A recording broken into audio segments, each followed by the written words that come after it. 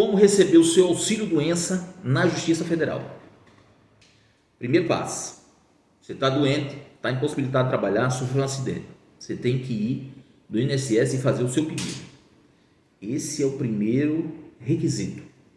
Não tem como ir na Justiça Federal sem antes passar pelo INSS.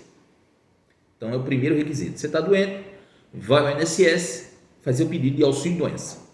Você passa por um perito, o perito vai lá e, não está doente. Tá. Qual o próximo passo? Você vai buscar um advogado da sua confiança e apresentar a documentação médica para ele e a negativa do INSS. Só, olha, eu estou doente, eu tenho um laudo, eu tenho uma ressonância e está dizendo aqui que eu estou doente, mas o perito do INSS me negou. O advogado vai ingressar com um pedido de auxílio-doença na Justiça Federal. Na sequência, o juiz marca uma perícia judicial, que não tem mais nada a ver com o perito do INSS. Agora é um perito judicial. E aí eu sempre digo, o que vai garantir, no final das contas, o seu acesso ao seu direito é a qualidade dos seus exames. Então, digamos que quando você deu a entrada lá no INSS, você sofreu um acidente, mas já se recuperou. Quando você for lá no perito judicial, você vai levar a documentação médica daquela época. Só, olha, eu estava doente, fiquei afastado por um período de 3, 4 meses, mas já me recuperei. E a documentação médica que eu levei lá no perito do INSS foi essa aqui. Digamos que uma ressonância. Mas o perito vai analisar, vai ver o laudo e aí vai atestar.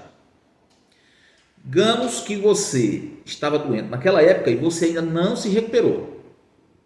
O que é que você vai fazer? Você vai apresentar lá no perito os exames daquela época, você deu entrada no INSS, e novos exames, justamente para atestar que você continua doente. Você estava doente e você continua doente.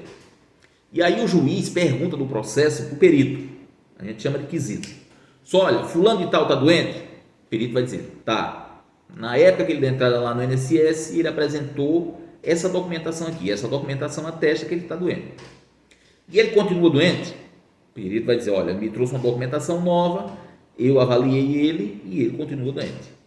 E o juiz pergunta, e por mais quanto tempo ele precisa ficar afastado para se recuperar? Aí o perito vai dizer, não dá para precisar. Às vezes dá 1 mês, 2 meses, 3 meses, 4 meses, 1 ano, não dá para dizer.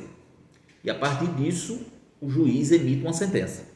Olha, você tem direito ao auxílio-doença e ele vem retroativo desde a data que você deu entrada lá no INSS e mais 4, 5, 6 meses, a depender, para frente. Então, o seu auxílio-doença você vai passar a usufruir. Você vai receber o retroativo e você vai receber por mais tanto tempo. Então, esse é o procedimento. Então, tem que ter documentação médica atualizada quando você for passar no INSS, caso você continue doente. Se você já se recuperou, você leva a documentação médica daquela época. Só, olha, a documentação que eu apresentei na época é essa aqui atesta que eu estava doente. Já me recuperei, não estou mais doente. Se continua doente, você vai levar aquela documentação daquela época e vai refazer a documentação para levar ela atualizada para o perito. Então, eu estava doente, continuo doente, preciso de mais um tempo para me recuperar. Esse é o procedimento.